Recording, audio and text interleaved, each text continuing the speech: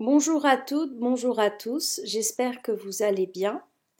Alors, aujourd'hui, je propose d'écouter Jean-Marie Le Gall qui va nous faire un bref point historique sur le contexte religieux politique au moment de la réforme de Luther, qui donc a été mise en place en France par Calvin. Donc, au niveau politique, pour l'époque de Montaigne et la Boétie, au moment où Montaigne et la Boétie naissent, le souverain c'est François Ier, qui a régné longtemps, hein, il a régné une trentaine d'années, 32 ans. Puis son fils Henri II, qui est donc le mari de Catherine de Médicis. Alors lui, il règne 12 ans, mais il meurt soudainement dans un tournoi parce qu'il se prend une lance dans l'œil. Son fils a 15 ans à ce moment-là, il lui succède sur le trône et il règne 1 an et 4 mois, donc François II. Puis son frère Charles IX, c'est celui Charles IX aurait donné l'ordre du massacre de la Saint-Barthélemy. En tout cas, la Saint-Barthélemy, c'est sous son règne et il a régné 12 ans. Il meurt à 25 ans, aux alentours de 25 ans, et c'est son frère Henri, qui était donc roi de Pologne à ce moment-là, qui prend le trône, donc sous le nom de Henri III. Lui-même se fait assassiner par un moine et désigne comme son successeur Henri de Navarre, qui est donc le fils de Jeanne d'Albret, qui est elle-même la fille de la sœur de François Ier. Donc c'est un prince de sang. Voilà. Donc au moment où Montaigne meurt, c'est Henri III qui est sur le trône. Voilà, je vous ai fait ce petit résumé parce qu'il n'est pas dans ce que raconte Jean-Marie Le Gall, c'est simplement pour donner des repères et pour montrer que pendant les 59 années de la vie de Montaigne, il y a eu pas mal de changements de monarques. Voilà. Je vous remercie et je vous souhaite une très bonne écoute de cette excellente histoire de la Renaissance qui est donc en version audio aux éditions Frémaux et que l'on peut écouter par exemple sur Spotify ou voilà. Je recommande vivement tout ce que fait Frémaux. Vraiment, c'est extraordinaire. Voilà, je vous laisse en juger par vous-même. Pourtant, elles vont diverger. Elles vont diverger sur un certain nombre de points. Tout d'abord, sur la question de la liberté et la dignité de l'homme. Le point d'affrontement ici, c'est Érasme et Luther. Pour Luther, l'homme est à la fois pécheur et en même temps justifié. Luther considère que l'homme est complètement déchu. Il est corrompu et il ne peut pas commettre de bonnes œuvres pour faire son salut. Il ne doit son salut qu'à la grâce divine qui lui est imputée par le sacrifice du Christ le jour du vendredi saint. Et donc c'est la grâce divine qui donne à l'homme son salut, qui fait le bon chrétien, et non pas le salut du chrétien qui récompense ses mérites ici-bas. Alors cette vision augustinienne de l'homme, ce qu'il va résumer sous l'expression latine sola fide, la foi seule sauve, s'oppose à quelqu'un comme Érasme qui considère, comme tous les humanistes, que c'est une chose formidable que l'homme, et que l'homme peut avoir du bien en lui. Et le débat c'est Érasme qui l'engage en publiant du libre arbitre, en disant que l'homme est co-responsable de son salut, et Luther lui répond par le serf arbitre, non, l'homme ne peut rien. Donc, premier point, la conception de l'homme qui fait que, Érasme, bien qu'on l'ait beaucoup accusé d'avoir été le levain, en quelque sorte, de l'hérésie, Érasme restera catholique et probablement que beaucoup de Français ont été sensibles à cet argument-là pour ne pas rejoindre la réforme. Deuxième élément de divergence, c'est ce qui concerne l'unité de l'Église autour d'une hiérarchie visible. Luther, en effet, considère que la vraie Église, c'est l'Église des élus, et que Dieu seul connaît qui sont les élus. La vraie Église, pour Luther, elle est donc invisible.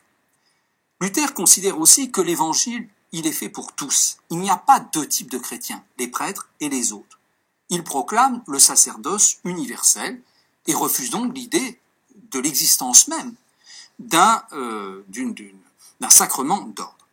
De sorte que Luther, dans sa démarche, déhiérarchise et rend invisible l'Église. Pour Luther, l'Église, c'est tout simplement une institution humaine qu'il convient d'ailleurs de donner au prince, c'est au prince temporel, établi par Dieu, d'organiser l'Église. Alors qu'est-ce qui a conduit Luther, dont la préoccupation première n'était pas d'être un bâtisseur d'Église, mais d'être avant tout quelqu'un qui se soucie de faire son salut? Eh bien, c'est la polémique avec les théologiens entre 1518 et 1520 qui ont conduit Luther, tout d'abord, à dire que ce qui faisait fondamentalement l'autorité dans l'Église, c'était l'Écriture. Alors on lui a opposé la tradition des pères de l'Église, la tradition apostolique, dont l'Église, qui se prétend héritière des apôtres, eh bien, prétend être en quelque sorte la détentrice. Et donc, cette tradition apostolique, étayée sur la continuité apostolique du pape et des évêques, a été opposée à l'autorité de l'Écriture. C'est donc la dynamique, en quelque sorte, de la controverse qui a conduit Luther à cette position sur le fait qu'il faut déhiérarchiser, en quelque sorte, l'Église. Et évidemment, sur cette question-là, un certain nombre de Français ne le suivent pas. Marguerite de Navarre, sœur de François Ier, mais aussi l'évêque Guillaume Brissonnet ou Gérard Roussel, tous ces gens qui sont finalement, par certains points, sensibles au message de Luther, sont attachés à l'unité de l'Église autour d'une hiérarchie visible. Ceci étant, on pourrait encore s'entendre, et dans les années 1534, il est envisagé que Melanchthon, le bras droit de Luther, vienne discuter avec des théologiens ouverts de la faculté de théologie de Paris.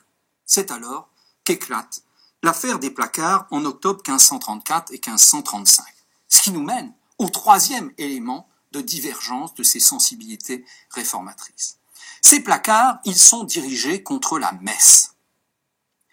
Luther avait déjà dit que la messe n'était pas un sacrifice, il n'y avait qu'un sacrifice, celui du Christ, le vendredi saint. Ce faisant, si la messe n'est pas un sacrifice, alors le prêtre n'est pas l'homme du sacrifice, il n'est pas un personnage sacré. Mais les placards de 1534 et 1535 vont aller au-delà. Ils vont dire non seulement la messe n'est pas un sacrifice, mais il n'y a aucune forme de présence réelle.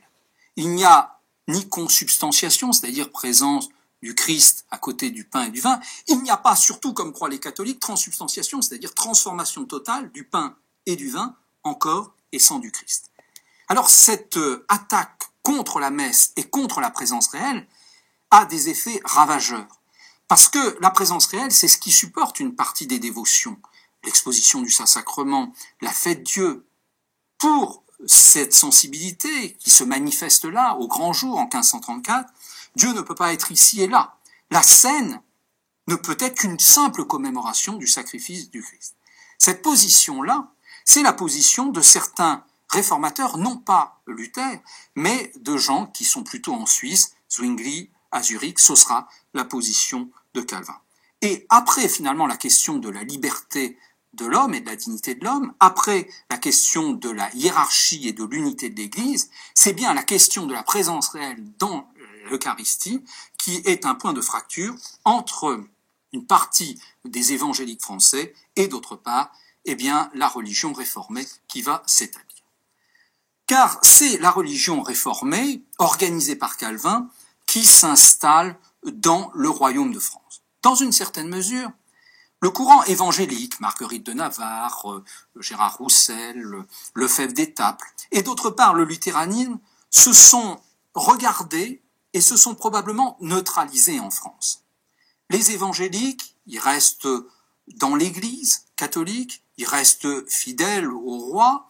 Il s'agit plutôt de clercs, d'étudiants, de professeurs. On ne peut pas dire qu'ils rencontrent un très grand écho dans la société. Les luthériens, eux, ils sont en rupture avec Rome et François Ier a décidé de suivre Rome dans la condamnation de Luther. Et à partir du moment où Luther a confié au prince le soin de bâtir l'Église, si le prince ne rejoint pas le luthéranisme, il n'y a pas de possibilité d'organiser une Église luthérienne en France.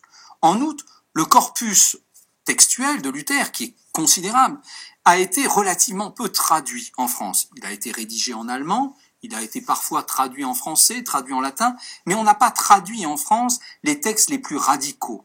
Peut-être que le filtre évangélique, là, a joué dans cette neutralisation.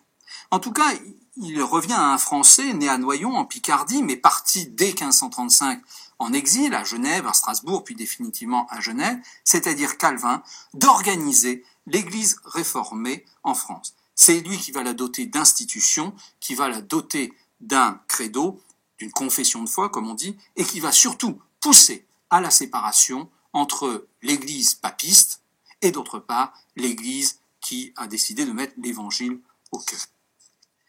Que propose Calvin, en effet? Il propose tout d'abord une Église qui s'organise à la rigueur sans le magistrat.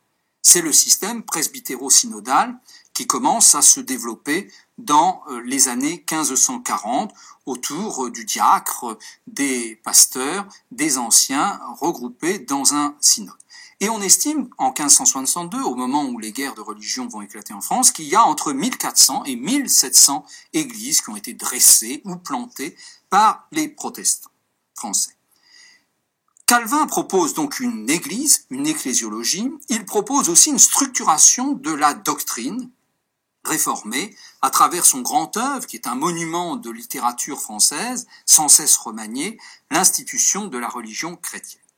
Alors, pourquoi Calvin a-t-il éprouvé le besoin, comme ça, de clarifier les choses, de mettre en place des institutions? Eh bien, parce que le combat de Calvin consiste à demander aux fidèles, du vrai évangile, aux vrais fidèles, d'arrêter de se polluer à l'Église papiste. C'est-à-dire qu'il faut arrêter de lire l'Évangile, de croire en quelque sorte pas comme l'Église, mais tout en continuant d'aller à l'Église pour recevoir les sacrements. Calvin, lui, considère qu'il faut sortir de l'Église pour mettre en place eh bien, des temples, des communautés où on va écouter la parole et où on va administrer les deux seuls sacrements qui sont conservés, à savoir le baptême et d'autre part la célébration de la scène. Pour ce faire, Calvin doit engager un combat contre ceux qu'il va appeler les nicodémites. Les nicodémites, et il vise là les évangéliques.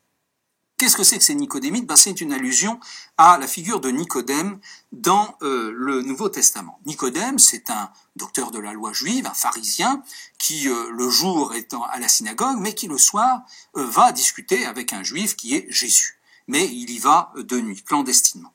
Et donc, il semble à Calvin que les évangéliques, qui manifestent de l'intérêt pour les idées nouvelles, mais qui en même temps restent dans l'Église, sont des hommes trop prudents, des hommes qui restent dans l'Église par intérêt matériel, parce qu'ils sont évêques ou parce qu'ils ont des liens avec la cour et qu'ils ont même peur, ils ont peur en quelque sorte de proclamer leur vraie foi. En même temps, le terme nicodémite, aujourd'hui pour les historiens, il peut avoir un autre sens, à savoir ne plus être une accusation infamante, mais être au contraire la volonté consciente de ces hommes de rester discrets dans leur choix religieux, considérant que, après tout, il faut éviter la division religieuse, il faut éviter le scandale, qu'ils veulent faire partie de l'Église, tout en ayant à côté de ça, eh bien, des convictions peut-être relativement modérées sur le culte des saints, le culte de la Vierge. On peut considérer que les nicodémites sont des moyenneurs, des gens qui sont partisans d'une synthèse, mais dans l'Église. Donc Calvin, pour inviter les gens à sortir de l'Église, attaque les nicodémites. À côté du nicodémite, qui est péjoré, il va au contraire exalter les martyrs, avec cette idée que quand on est un vrai croyant, on est prêt jusque sur le bûcher, et les bûchers commencent à s'allumer dans les années 1540, eh bien on est prêt à témoigner de sa foi jusqu'au milieu des flammes ou sur l'échafaud. Il va exalter donc le martyr, il va enfin encourager les gens à partir en exil, et notamment à rejoindre Genève, où la position de Calvin est relativement précaire, et où l'afflux de milliers de Français va conforter sa situation politique et institutionnelle dans la ville. Et c'est depuis Genève, finalement, que Calvin va mettre en place une active communication pour essayer de faire passer son message. Tout d'abord, en publiant une littérature de controverse, en publiant des traités, en publiant une Bible en français, en écrivant. L'activité épistolaire de Calvin ou de son successeur Théodore de Bèze est considérable, en envoyant des prédicants, c'est-à-dire des ministres prêcher en France, et en profitant finalement de la persécution des imprimeurs français par la monarchie et de l'afflux de ces imprimeurs à Genève pour véritablement transformer cette ville en un lieu important de l'édition réformée. Donc il va utiliser toutes les possibilités du livre, mais aussi de l'oralité pour répandre son message en France. Mais tout ce travail de publication, de communication n'épuise pas la question. Il faut essayer de voir pourquoi près de 10% des Français, au milieu du XVIe siècle, ont été réceptifs au message de Calvin et ont décidé, alors qu'ils étaient nés dans le catholicisme, de le quitter pour rejoindre une église qui est condamnée par Rome, mais qui est aussi interdite par le roi jusqu'en 1563. Alors, quelles sont les raisons de l'intérêt de la population ou d'une partie de la population pour le calvinisme ? On a pendant longtemps cru qu'il y avait des raisons socio-économiques. Relativement peu de paysans en France ont été séduits par la réforme. En revanche, on a constaté dans certaines villes, à Amiens, à Meaux, à Lyon, à Troyes, que certains milieux artisanaux, peut-être paupérisés sous l'effet de l'augmentation de la population, de la cherté des denrées alimentaires, qu'un certain nombre de milieux artisanaux s'étaient servis finalement de la réforme pour exprimer une forme de protestation sociale. Et en même temps, on est bien obligé de constater que d'autres milieux artisanaux sont restés à Bordeaux, à Paris ou à Caen, tout à fait fidèles à la religion catholique. On est obligé aussi de constater que le succès de la réforme ne s'est pas fait que dans les catégories artisanales modestes, mais que, par exemple, à Bordeaux ou à Caen, ce sont les paroisses les plus aisées qui ont été le plus tentées par la réforme, que toutes les catégories sociales de la population, des nobles, des marchands, des bourgeois, ont rejoint la réforme. Alors on a essayé de justifier ces différences d'adhésion de segments de la population à la réforme par des différences cette fois-ci qui seraient culturelles, avec cette idée que certains métiers plus alphabétisés, certaines catégories de la population plus alphabétisées, les imprimeurs, les étudiants, les régents de collège, c'est-à-dire les maîtresses-arts, les enseignants, avaient été plus séduits, en quelque sorte, en fonction de leur degré d'alphabétisation. On avait dit, par exemple, que dans le Languedoc, il y avait des quarts d'heure huguenots contre des laboureurs papistes, que des métiers nouveaux, souvent pas encore organisés en corporation, avaient plus facilement rejoint la réforme que d'autres. Mais en même temps, on est obligé de constater qu'à Paris, des vieux métiers organisés en corporation et largement alphabétisés, comme les boulangers, les bouchers, restent fidèles au catholicisme. C'est ce qui avait conduit Lucien Febvre à dire que finalement la question des origines sociales d'une révolution religieuse est une question mal posée. Elle est peut-être mal posée, mais je crois qu'elle reste encore à poser, même si on découvre que les situations sont diverses. Lucien Febvre nous invitait au contraire à considérer qu'à révolution religieuse, il fallait trouver des causes religieuses. Alors, ces causes religieuses, pendant longtemps, on a cru qu'il y avait une sorte de filiation entre le passage à la réforme protestante et d'autre part, l'héritage hérétique qu'il y aurait eu en Angleterre avec les Lollards ou en France avec les Vaudois, héritage médiéval.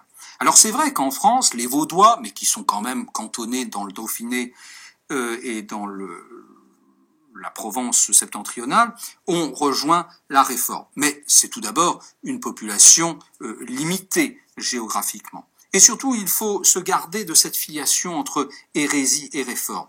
Tout d'abord parce que pour les controversistes catholiques, c'est la preuve de la permanence de l'erreur, et que pour les réformés, il y a en quelque sorte la volonté, en enracinant parfois la réforme dans les hérésies djihadistes, une manière de montrer le cheminement de la vérité à travers les temps, même si cette vérité a été sans cesse persécutée par l'Église papiste. En fait, plus que l'invocation des hérésies médiévales, je crois que le succès du message de Calvin tient à la force de désangoissement qu'il porte. En effet, les hommes du début du XVIe siècle sont obsédés par deux choses. Tout d'abord, une crainte récurrente d'un jugement dernier qui est proche. On craint l'Apocalypse, on craint le retour du Christ, le jugement dernier. Pensez à Savonarola en Italie, pensez à la représentation du plus grand jugement dernier en France à l'époque, qui est fait dans la cathédrale d'Albi à l'initiative de Louis d'Amboise. Cette annonce, souvent par les prédicateurs, de l'imminence du jugement dernier, fait que le concile de Latran V, en 1514, interdit aux prédicateurs catholiques d'annoncer, de prêcher sur le thème de la fin des temps. Et cette crainte du jugement dernier est encore nourrie par le développement à travers l'imprimerie de toute une culture astrologique et une culture de prophétie. Ce qui obsède aussi les hommes, indépendamment du jugement dernier, imminent, c'est la question du salut individuel. Qu'est-ce qu'il advient immédiatement à notre mort lorsque l'on est condamné aux peines du purgatoire? Eh bien, Calvin, lui, va sortir, si vous voulez, une réponse désangoissante, celui de la prédestination. La double prédestination, certains sont en quelque sorte de toute éternité damnés et d'autres seront élus. Et à partir de ce moment-là, il est évident que la question de la participation de l'homme à son salut, n'est plus angoissante puisque, en quelque sorte, l'homme est toujours coupable, mais il est coupable de son état, mais il n'est pas responsable de son salut. Et il est significatif que le thème de la prédestination peut être à la fois perçu comme un moyen de désangoissement et que Calvin a refusé, alors qu'il a beaucoup commenté l'Écriture, il n'a pas commenté l'Apocalypse. On peut là trouver un indice probant de cette force de désangoissement que porte le message calviniste. Alors ça ne veut pas dire que les réformés en Europe et à d'autres époques n'ont pas eu le goût de l'Apocalypse, on pense aux puritains anglais. Mais en tout cas, dans la France du XVIe siècle, le message de Calvin peut être désangoissant. En tout cas, cette réforme qui est là, la réforme protestante sous sa version calviniste, provoque une tension politique, sociale, qui dégénère en guerre de religion à partir de 1562, et c'est ce que je voudrais aborder maintenant.